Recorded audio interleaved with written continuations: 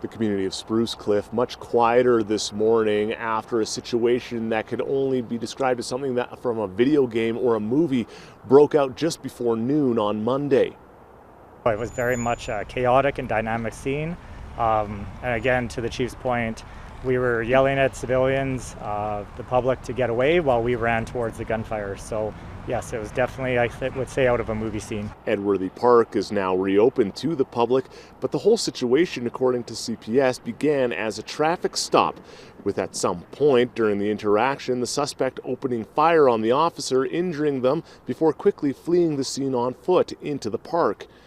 Even with hawks in the air, the suspect continued to fire shots in the direction of officers, which prompted them to return fire of their own. The suspect then carjacked a vehicle within the park, but ended up on foot a short time later after getting stuck. Police eventually located the individual deceased in the Bow River.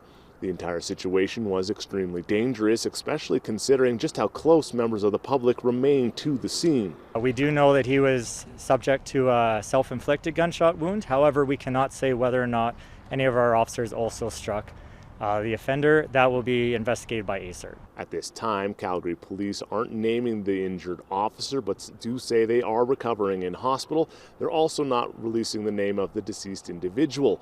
However, they did say this person was known to police as an organized crime target. Now, as mentioned, Edworthy Park has since reopened, and Calgary police continue to investigate. Drew Stremick, Global News.